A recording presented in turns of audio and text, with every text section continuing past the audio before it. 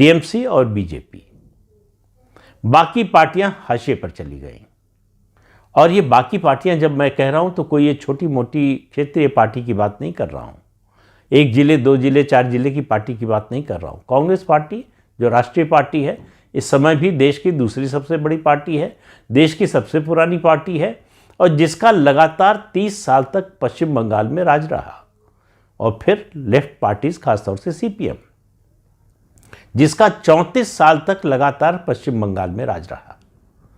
तो दोनों ने मिलाकर, दोनों पार्टियों ने 64 साल पश्चिम बंगाल पर राज किया।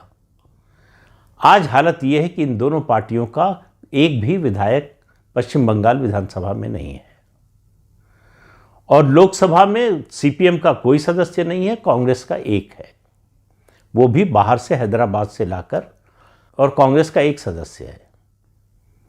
तो इससे आप अंदाजा लगा सकते हैं कि इन दो बड़ी राजनीतिक शक्तियों का, जो अतीत में बड़ी राजनीतिक शक्तियां थीं, उनका क्या हाल हुआ। तृणमूल कांग्रेस पार्टी से ही निकली हुई है, तो कांग्रेस का सारा जनाधार ले लिया ममता बनर्जी ने, और सीपीएम का जो तंत्र था, उनका जो सिस्टम था, उसको जो है उन्होंने एक तरह से कहिए गोद ले लिया। तो जो लोग सीपीएम के लिए कटमनी लेते थे, गुंडागर्दी करते थे, वसूली करते थे, वो टीएमसी के लिए करने लगे। तो टीएमसी ने अपना आधिपत्य पश्चिम बंगाल पर बना लिया। फिर ममता बनर्जी की लोकप्रियता, उनका जुझारूपन, महिला मतदाताओं में उनकी पकड़, इन सब ने उनको एक तरह से अजेय बना दिया था। ये पहला चुनाव होने जा रहा है ममता बनर्जी के सत्ता में आने के बाद से, जब ममता बनर्जी अजेय नहीं दिख रही हैं। और मैं जो बात कह रहा था कि एक बयान की, और मैं ये बात कह रहा हूं अब इस एक बयान के आधार पर।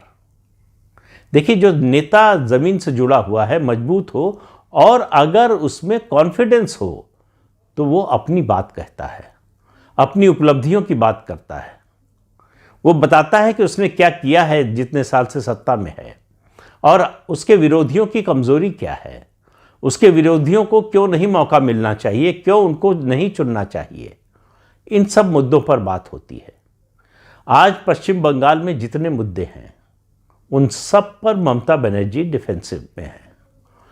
चाहे आप गवर्नेंस की बात कर लीजिए, कानून व्यवस्था की बात कर लीजिए, महिलाओं की सुरक्षा की बात कर लीजिए, भ्रष्टाचार की बात कर लीजिए, कोई ऐसा मुद्दा नहीं। और सबसे बड़ा मुद्दा राष्ट्रीय सुरक्षा का मुद्दा, घुसपैठियों का मुद्दा। घुसपैठिए कोई पश्चिम बंगाल के लिए खतरा है, ऐसा नहीं है।